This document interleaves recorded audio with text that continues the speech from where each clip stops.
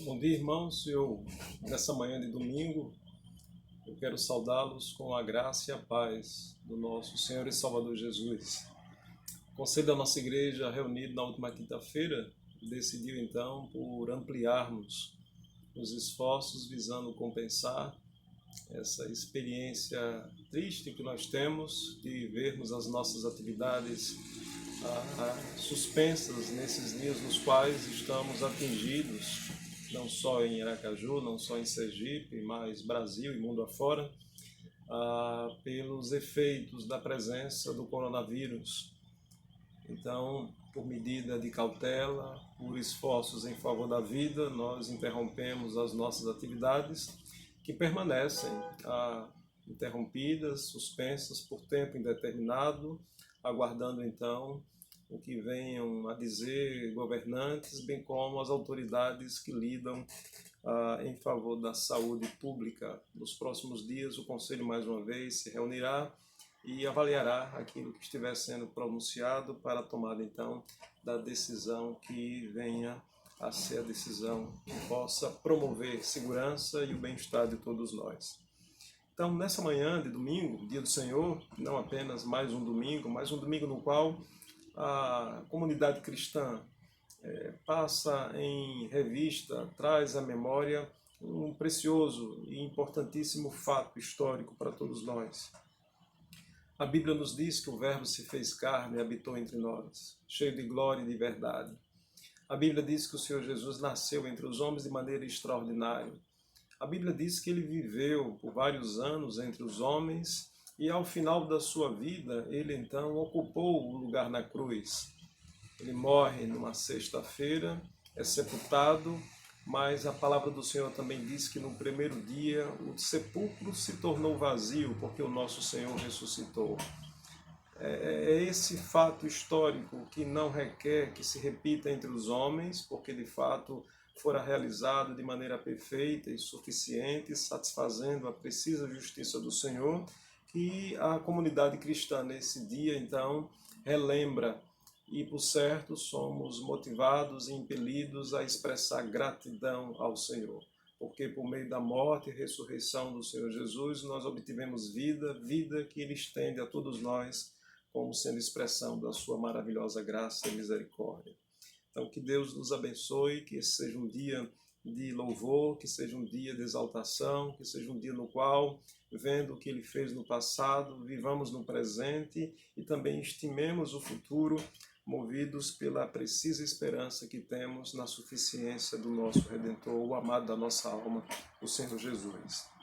Eu quero, na manhã desse dia, conduzi-los em uma breve meditação que tomará emprestado uma provocação realizada pelo Senhor Jesus, pelo próprio Senhor Jesus. No Evangelho de Mateus, ao menos em duas passagens, nós encontramos o Senhor Jesus perguntando, formulando questões aos seus interlocutores.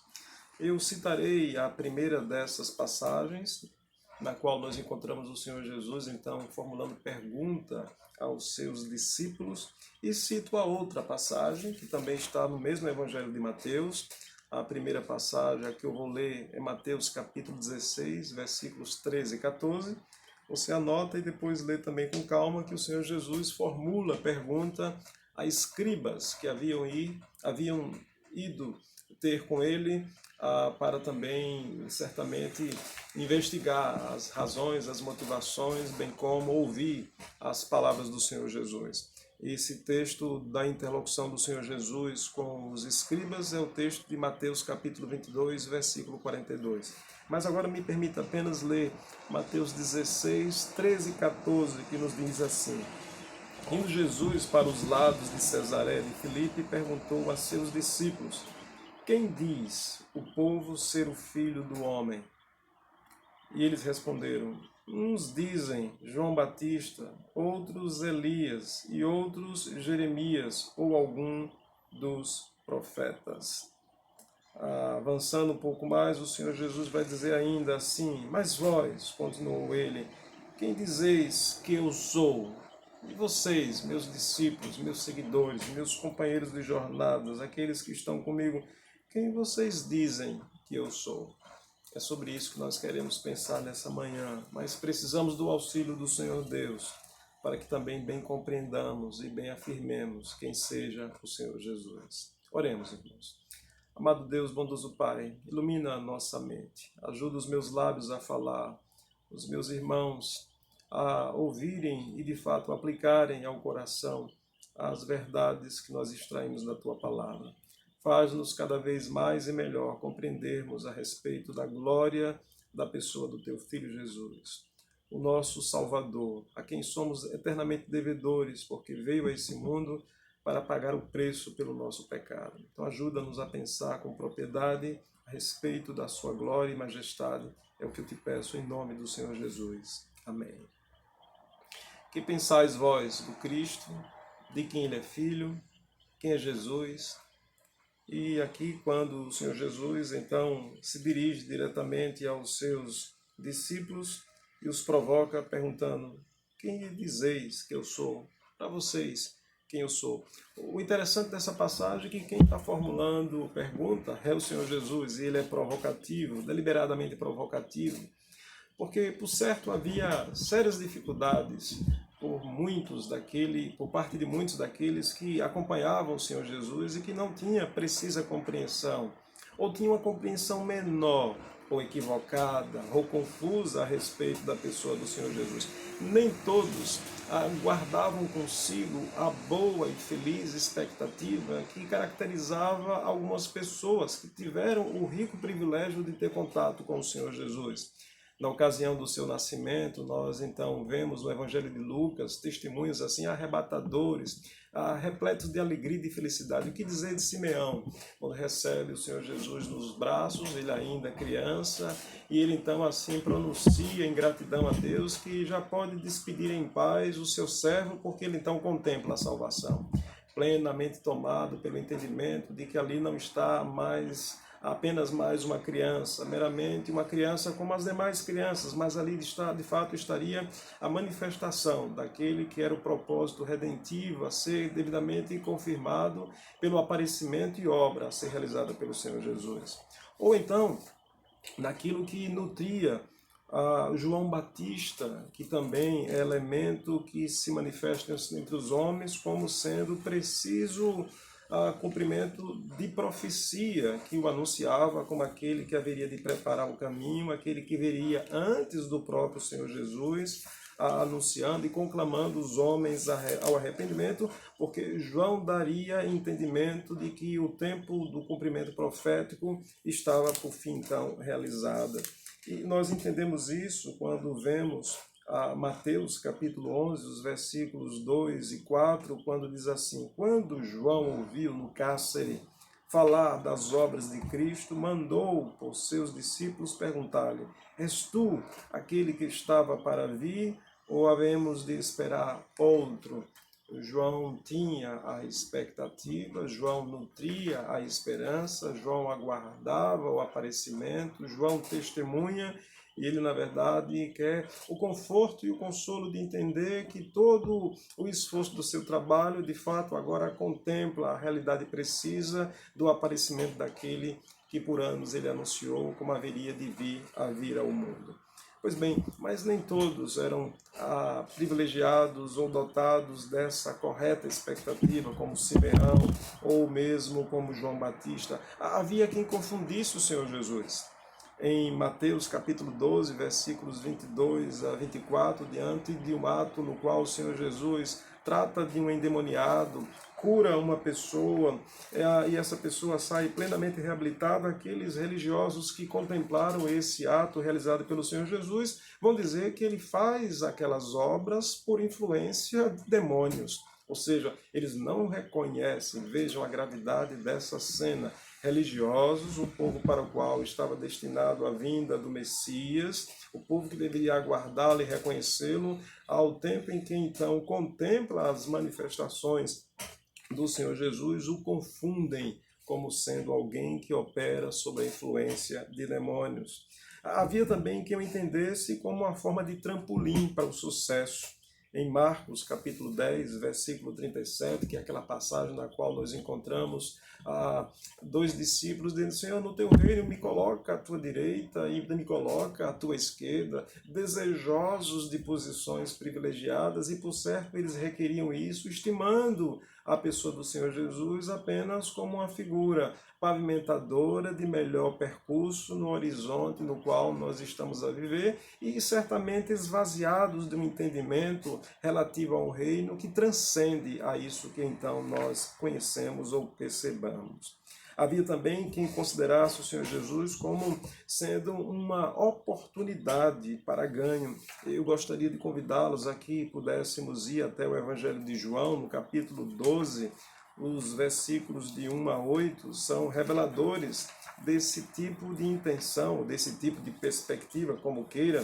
Então, Evangelho segundo escreveu João, capítulo 12, versículos de 1 a 8, que nos dizem assim: 6 dias antes da Páscoa foi Jesus para Betânia, onde estava Lázaro, a quem ele ressuscitara dentre os mortos. Deram-lhe, pois, ali uma ceia, Marta servia, sendo Lázaro um dos que estavam com ele à mesa. Então Maria, tomando uma libra de bálsamo de nardo puro, muito precioso, ungiu os pés de Jesus e enxugou com os seus cabelos, e encheu-se toda a casa com o perfume do bálsamo. Mas Judas Iscariotes, um dos seus discípulos, o que estava para traí-lo, disse: por que não se vende este perfume por 300 denários e não se deu aos pobres? E isto disse ele. É interessante que João tem o cuidado, o zelo de então trazer essa nota, e por certo aqui há a bendita, como em toda a palavra de Deus, a bendita a ação da inspiração do Espírito Santo, que destaca o seguinte: isto disse ele não porque tivesse cuidado dos pobres, ele não era um solidário, um preocupado, alguém que se compadecia dos mais desfavorecidos, mas isso ele disse porque era ladrão, e tendo a bolsa, tirava o que nela se lançava. Jesus, então, entretanto, disse: deixai-a, que ela guarde isto para o dia em que me embalsamarem, porque os pobres sempre os tendes convosco, mas a mim nem sempre me tendes. Então, em Judas Iscariotes, bem como assim em tantas outras figuras, não só naqueles dias, mas nos nossos dias há também pessoas que estimam a pessoa do Senhor Jesus apenas como uma oportunidade, um trampolim, um que favorece nisso ou naquilo, mas não se concentra nele com a perspectiva que de fato seria justo e próprio a se ver concentrado em respeito à pessoa do Senhor Jesus. Ainda, irmãos, há tantas e tantas outras compreensões equivocadas, confusas, estranhas, erradas a respeito da pessoa do Senhor Jesus. Haverá certamente aqueles que o estimam, tanto no passado como, por certo, nos nossos dias, como um líder poderoso. Para os nossos dias, no sentido de olhar para o seu nome e entender que é um nome de grande envergadura, um nome de grande influência, mas apenas o nome de uma personalidade. Nos seus dias, muitos o estimavam como sendo um líder poderoso. Por certo, essa era uma das razões que fizeram com que as multidões o aclamassem no seu ingresso a Jerusalém. Por certo, tomados da expectativa de que aquele ingresso repercutisse então na devolução da dignidade de Israel enquanto nação, que vivia debaixo da influência e regime trazido pelo Império Romano. Jesus, filho de Davi, ou seja, ele é filho da linhagem real, então ele será aquele que nos devolve as melhores condições. Havia também aqueles que compreendiam como sendo um mero solucionador de conflitos. E isso também é muito atual nos nossos dias. Gente que pensa na pessoa do Senhor Jesus como um solucionador de conflito, como aquele que de repente resolve os litígios, ou quem sabe ainda, aqueles que o tomam ou o consideram como sendo um facilitador e um provedor de saídas para momentos de aperto. Está apertado, está difícil, está complicado, está desafiador, o que é que vai me auxiliar? Aí pensa na pessoa do Senhor Jesus como aquele que de repente entra na história ali para resolver o problema econômico, matrimonial, da relação dos filhos ou dos filhos com os pais, das questões acadêmicas, dos processos empresariais, do que seja. Apenas isso, o Senhor Jesus como aquele para onde nós desembolcamos o nosso sufoco, estimando que dele então venha uma fala, uma palavra que nos traga alívio. Ou ainda me permita especular disposições e tendências que, por certo, se celebram de forma lamentavelmente equivocadas a respeito do Senhor Jesus, àqueles que o imaginam como sendo uma fórmula mágica. Jesus como sendo uma fórmula mágica que garante a oportunidade para ganhos e conquistas materiais. Você já ouviu sobre isso?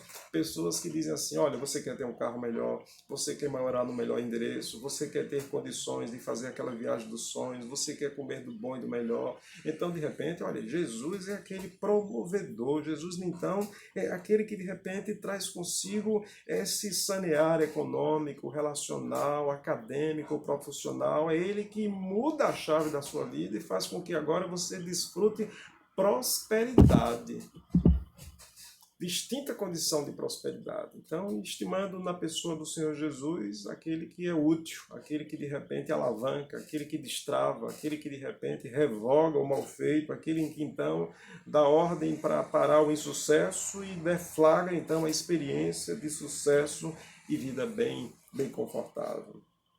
Pois bem, irmãos, mas ainda que nós reconheçamos que toda dádiva, todo dom perfeito, toda virtude procedem lá do alto, do Senhor, do Pai das luzes, e que por certo faz chegar até nós como resposta daquilo que também, sincera e piedosamente, nós revelamos por meio daquele que também é o que nos traz, o Senhor Jesus.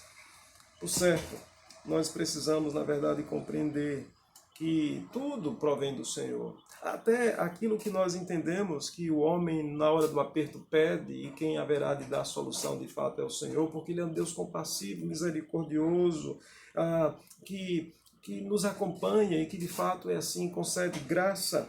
Mas nós precisamos compreender uma realidade maior, relativa à pessoa do Senhor Jesus, a sua identidade, a razão da sua vinda, aquilo que Ele fez. Notaremos então que isso nos traz uma precisa compreensão daquilo que é justo e certo pensar num dia como hoje, o dia do domingo, o domingo que faz lembrar a Páscoa e a Páscoa que então anuncia a ressurreição do nosso Salvador. Daí então, irmãos, me permita apenas citar 4 realidades benditas que se encaixam com as perguntas formuladas pelo Senhor Jesus. A primeira delas, quando então pensamos em quem é Jesus, é justo, certo, necessário dizer que Jesus é o Cristo. Cristo é o eterno e bendito Deus. Cristo é a exata manifestação do Pai, como nos diz o Evangelho de João. Voltemos um pouco lá ao início do Evangelho de João, no capítulo 1, versículo 18. Ele então dá testemunho dessa realidade bendita, quando nesse capítulo inaugural, escrito por João de maneira tão bela, tão apaixonante, ele nos diz assim: ninguém jamais viu a Deus. O Deus unigênito, fazendo referência à pessoa de Jesus, que está no seio do Pai, é quem o revelou. É quem o revelou. Então, Jesus é a exata manifestação. E compreenda que essa não é uma passagem isolada. Quando fazemos referência ao primeiro capítulo do Evangelho de João, João fala a respeito do verbo, como está no versículo 1, no princípio era o verbo, e o verbo estava com Deus, e o verbo era Deus. Ele estava no princípio com Deus, todas as coisas foram feitas por intermédio dele, sem ele nada do que foi feito se fez. A vida estava nele. E a vida era a luz dos homens. A luz resplandece nas trevas, e as trevas não prevaleceram contra ela. Houve um homem enviado por Deus, cujo nome era João. Este veio como testemunho para que testificasse a respeito da luz, a fim de que todos virem a crer por intermédio dele. E aí fala um pouco mais a respeito de João, mas me permita pular aqui alguns versos e chegar até o versículo 10, quando diz assim: o verbo estava no mundo, e o mundo foi feito por intermédio dele, mas o mundo não o conheceu. Destacando que essa realidade do verbo se faz presente, que o verbo então se fez carne, habitou entre nós, versículo 14, cheio de graça e de verdade, e vimos a sua glória, glória como do unigênito do Pai. Então Cristo é a exata, precisa manifestação do Deus bendito. É dessa maneira que nós temos que compreender a pessoa do Senhor Jesus, como sendo unigênito do Pai, a manifestação exata da glória, da virtude, da perfeição, da suficiência que há no Pai, ela também se reproduz de maneira precisa e original na pessoa do Filho.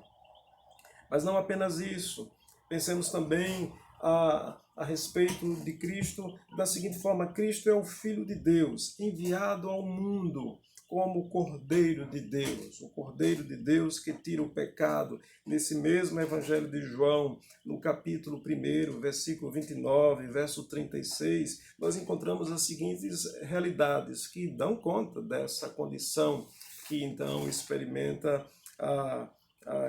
melhor dizendo, que então nos explica a palavra do Senhor nosso Deus. Assim, no dia seguinte, viu João Batista, a Jesus que vinha para ele e disse: o que é que João diz? O que é que João anuncia quando vê o Senhor Jesus? João diz assim: eis o Cordeiro de Deus. Ao falar sobre cordeiro, evidentemente que João está falando daquilo que apontava, daquilo que no Velho Testamento era tão recorrentemente trazido, naquilo em que o homem então era chamado a impor a sua mão, para então ali no ato de sacrifício se ver representado por meio da morte do animal, que haveria de verter sangue para que então fossem perdoados o pecado do ofertante. Aí João olha para o Senhor Jesus e diz assim: eis o Cordeiro de Deus.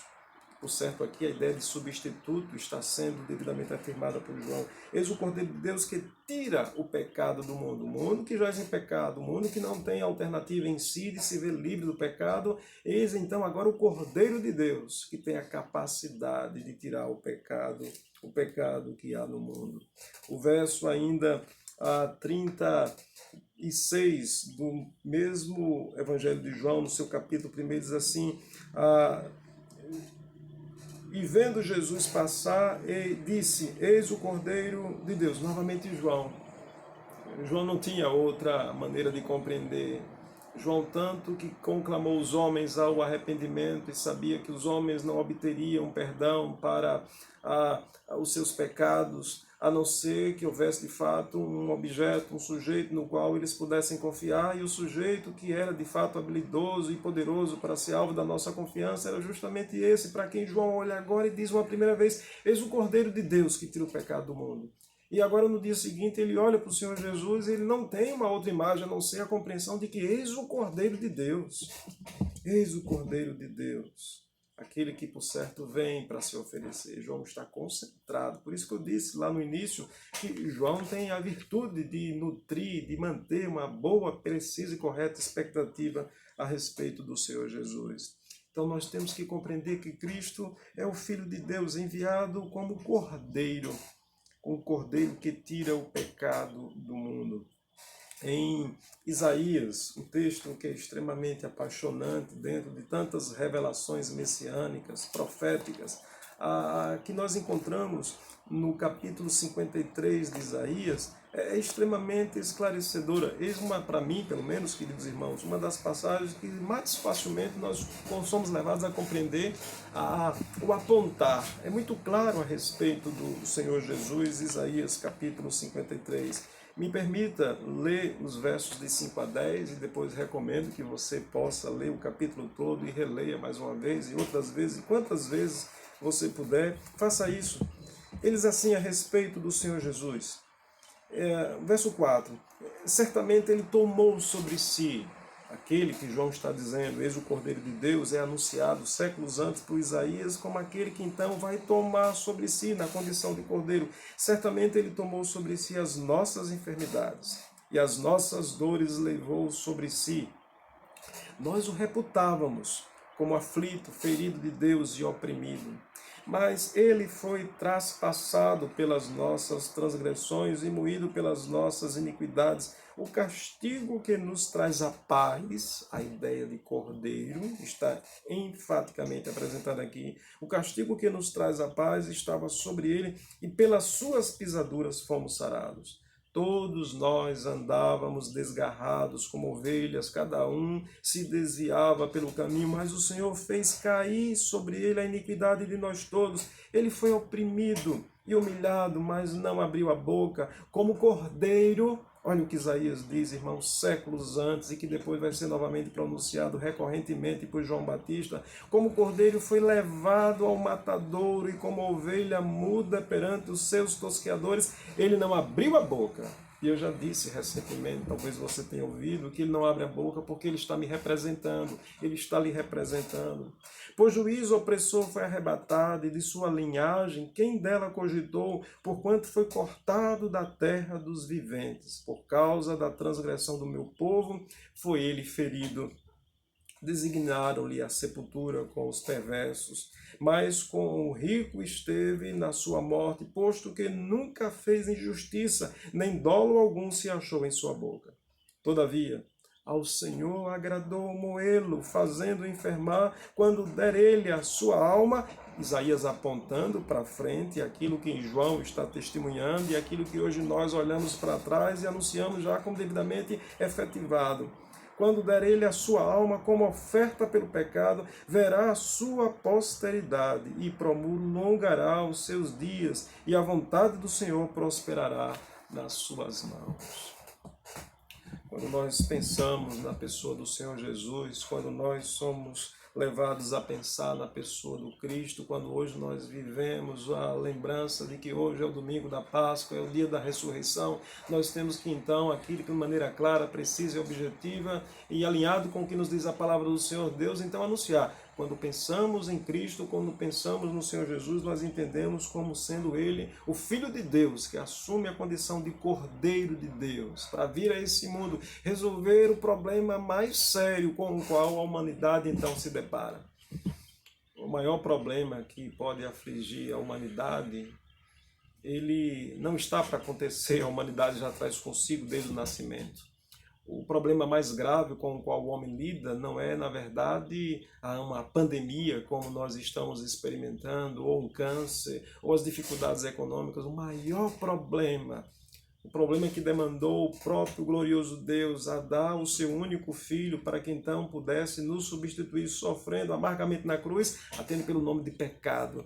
Não no sentido daquilo que ainda vamos fazer, mas daquilo que corresponde à nossa condição quando surgimos nesse mundo, desprovidos, depravados, carentes da glória do Senhor e sem anelo natural por Deus. Cristo vem como Cordeiro, que então nos substitui e recebe sobre si o nosso pecado. Em terceiro lugar, irmãos, Cristo é o justo e suficiente substituto do pecador. Aquele que entrega a sua vida na cruz para resgate de muitos. Eu gostaria de convidá-lo a que pudéssemos ir à primeira carta de Pedro, também no capítulo 1, nos versos 18 e 19 dessa preciosa carta, nós encontramos Pedro trazendo aqui alguns esclarecimentos extremamente importantes. Veja o que Pedro diz no capítulo 1, versículos 18 e 19, quando Pedro diz assim: sabendo que não foi mediante coisas corruptíveis, como prata ou ouro, que fostes resgatados do vosso fútil procedimento que vossos pais vos legaram. Aqui uma palavra importante, legado, aquilo que recebemos, a herança que de repente tem sido transmitida já por milhares de anos, desde que Adão fez o que não estava permitido fazer, desde quando Adão desobedeceu, desde quando Adão então desconsiderou. Não coma, porque certamente no dia em que você comer morrerá. Você então experimentará isso e transmitirá isso como legado. O triste legado que nós recebemos dos nossos primeiros pais, isso tem sido transmitido ordinariamente para todas as gerações, é justamente a condição de mortos, de pecado, mortos em pecados. Então Pedro chega aqui e diz assim: sabendo que não foi mediante coisas corruptíveis, como prata ou ouro, por mais preciosos que sejam esses metais, eles não são suficientes para nos resgatar, eles não promovem o nosso resgate, eles não geram a nossa remissão, eles não mudam o nosso status, a nossa condição inaugural nessa vida, eles não nos tiram da sepultura. Verso 19, Pedro diz assim: mas pelo precioso sangue do Cordeiro, citado por Isaías, no capítulo 53 do seu livro, repetidamente anunciado por João, quando mira, olha, se encontra com o Senhor Jesus, eis o Cordeiro de Deus, esse Cordeiro que veio, ele veio para derramar sangue. O sangue que será mais valioso do que aquilo que mais valioso se encontrar entre os homens. E aqui, pelo menos, Pedro cita dois metais extremamente preciosos, prata ou ouro. Não foram esses minerais, não foram esses metais que então promoveram a nossa libertação. Mas ele diz, mas pelo precioso sangue, como de cordeiro, sem defeito, sem mácula, o sangue de Cristo. Cristo é aquele então que vem e que nos substitui para que então haja o resgate, para que haja então essa transposição, para que haja essa migração, para que haja a interrupção dos efeitos desse triste legado que nós experimentamos a partir da desobediência dos nossos primeiros pais. O texto deixa claro que Cristo então é aquele que nos substitui. Então pensa naquela cena, irmãos, daquela sexta-feira horrorosa, triste, onde então o Senhor Jesus é fixado na maldita cruz, e ela é maldita mesmo, porque ela então ali está recebendo aquele que é justo, mas aquele que é justo, ele não carrega em si defeito, mas em si ele recebe os meus e os seus pecados, para que então seja pendurado no madeiro, se fazendo maldito em nosso lugar, sofrendo em nosso lugar, de maneira então que sejamos isentados dessa cobrança, que ainda que nos fosse feita, nós não tínhamos como poder então pagar o preço. Mas Cristo pagou o preço pela nossa redenção. Ainda Pedro vai repetir na sua primeira carta, no capítulo 3, no verso 18, ele vai mais uma vez aqui fazer a seguinte menção a respeito do Senhor Jesus, pois também Cristo morreu. E é importantíssimo entender o tempo verbal aqui. Cristo morreu. Isso está posto no passado. Isso aconteceu uma única vez. Não há mais a necessidade. E aqui temos até uma variante diferente daquilo que era comum no Antigo Testamento. O cordeiro ia sendo continuamente imolado. O cordeiro ia sendo trazido hoje, amanhã e no próximo domingo e por todos os anos, até que Cristo vem, se encarna, o verbo se faz carne, o verbo então se humilha entre os homens, o Senhor Jesus então realiza a sua obra e então ele entrega plena, suficiente e perfeitamente a sua justa vida naquela cruz. De maneira então que a realidade é que morreu. E uma só vez. Não há necessidade mais de novas imolações, de nova morte. Cristo morreu uma única vez pelos pecados. O justo, compreenda isso, irmãos, o justo é Ele, o perfeito, o santo, o glorioso, o sem falha, o sem mácula, para conduzir-nos. O justo pelos injustos, o justo pelos injustos. Injustos somos nós, devedores, falhos, inclinados para o mal. Aquele então que era a plena manifestação da glória do Senhor, o justo morrendo pelos injustos, para conduzir-nos a Deus, morto sim na carne, mas vivificado no Espírito. Quem é Jesus? Por último, versículo, em quarto lugar, Cristo é o único por meio do qual o homem pode vir a ser salvo. Não há salvação em nenhum outro nome, a Bíblia nos diz isso. Não há um outro meio pelo qual importa que os homens então se cheguem a Deus. Quem vai nos anunciar isso é o próprio Evangelho. Voltemos ao Evangelho de João e entendamos o que nos diz o capítulo 3 desse preciosíssimo Evangelho, quando nos versos 16 a 18 e depois no capítulo 14, versículo 6, nós encontramos isso. João 3, 16 a 18, você conhece, João 3 é um texto extremamente famoso, porque Deus amou o mundo de tal maneira que deu o seu Filho unigênito, para que todo que nele crê, não pereça, mas tenha a vida eterna. Porque Deus enviou o seu Filho ao mundo, não para que julgasse o mundo, mas para que o mundo fosse salvo por ele.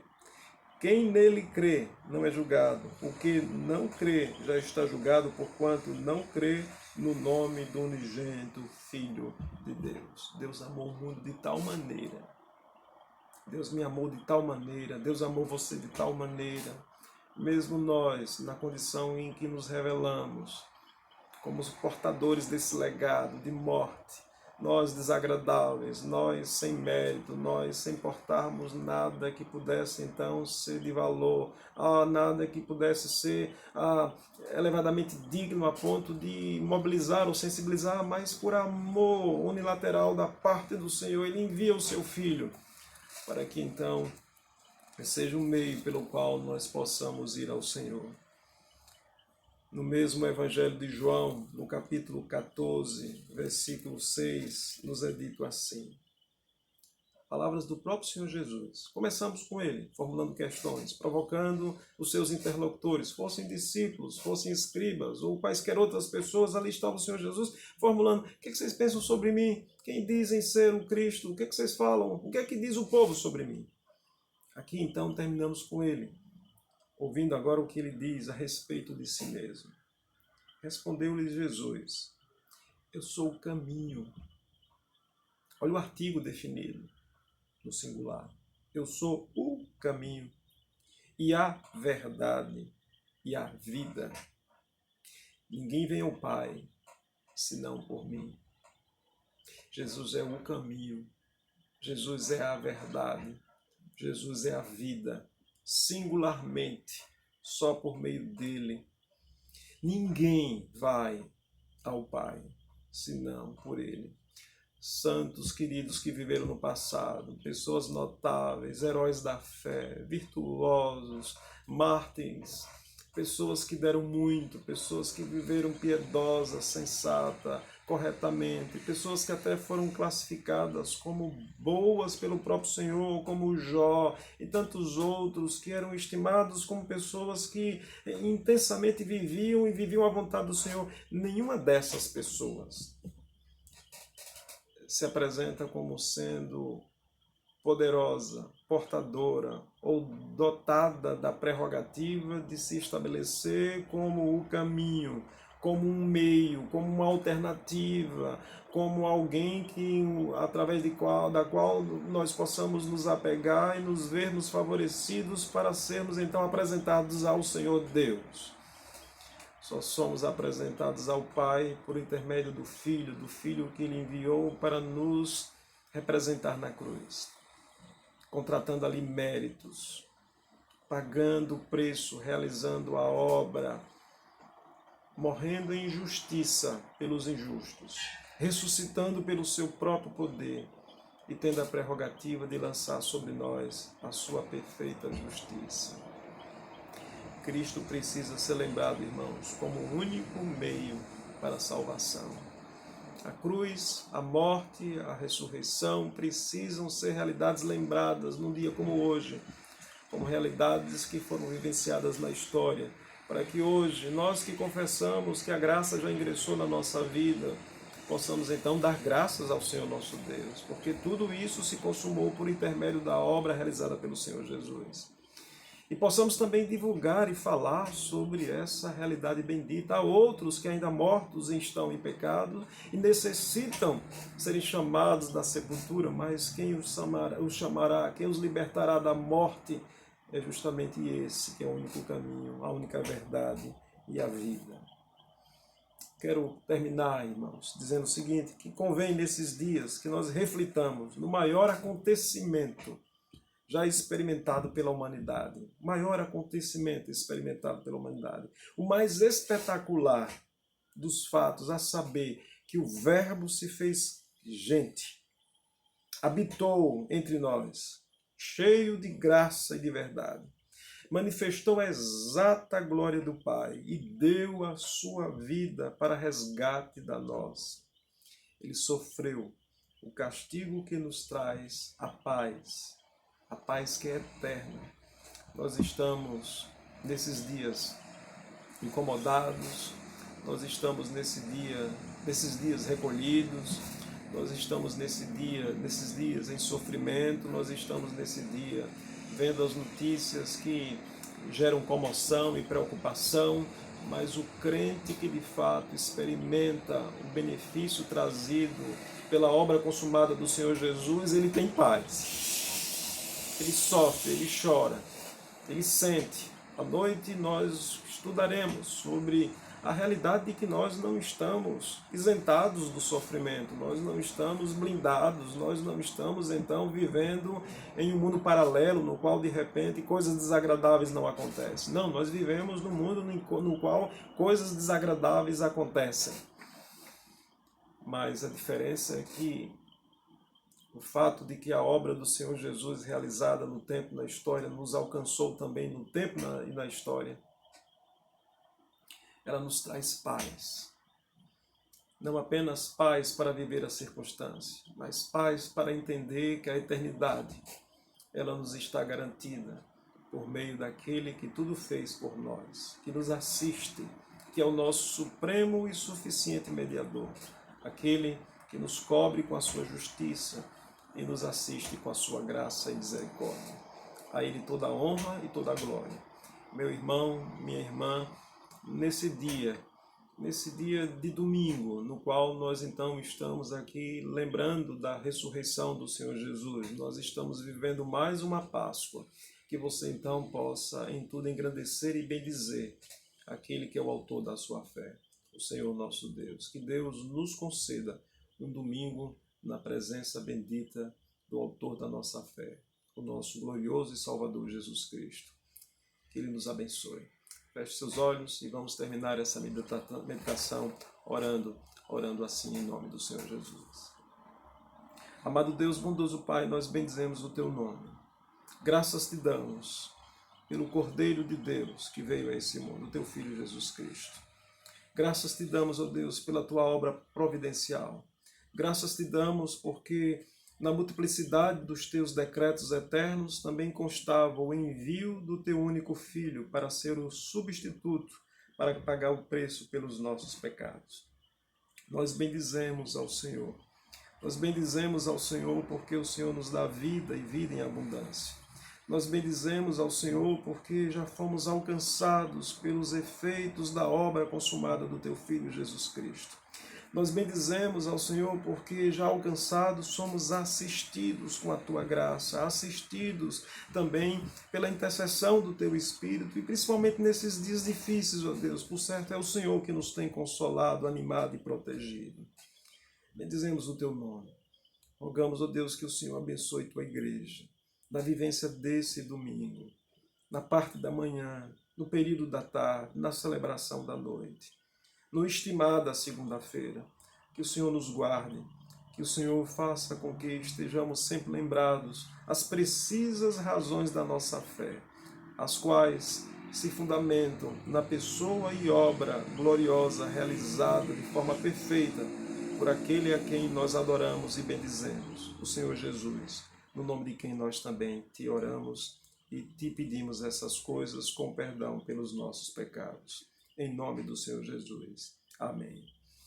Que você tenha, que todos nós tenhamos um domingo na presença do Senhor. Que Deus nos abençoe. Que o Senhor faça resplandecer sobre nós o seu rosto e nos dê a paz. Em nome do Senhor Jesus. Logo mais à noite, às 19 horas, nós estaremos mais uma vez transmitindo meditação com a qual esperamos você possa também ser instruído, receber conforto, consolo, se necessário ser também exortado à vivência na presença do Senhor da maneira que Ele deseja que nós vivamos. Você percebe que essa meditação de hoje foi preparada com antecedência, porque nas últimas duas ocasiões nós tivemos problemas na transmissão ao vivo, depois tem sido explicado que é uma sobrecarga nas redes de transmissão, e isso então faz com que o nosso sinal, além de outros problemas que nós estamos tentando equacionar, ele então se torne instável. Dessa maneira, então, nós temos gravado com um pouco de antecedência e nesses horários, no domingo pela manhã às 9 horas, e à noite às 19, nós estaremos então lançando no canal e você poderá pontualmente acessar e aí sem as interrupções que nós vínhamos experimentando ao vivo, e esperamos que isso então seja um meio pelo qual e um instrumento pelo qual você se veja abençoado em nome do Senhor Jesus. Que Deus te abençoe e que Ele nos dê o quanto antes a oportunidade de retornarmos às nossas atividades e juntos nos confraternizarmos e juntos também sermos encontrados como aqueles que adoram ao Pai em espírito e em verdade. Que Deus a todos abençoe. Um forte abraço, em nome do Senhor Jesus.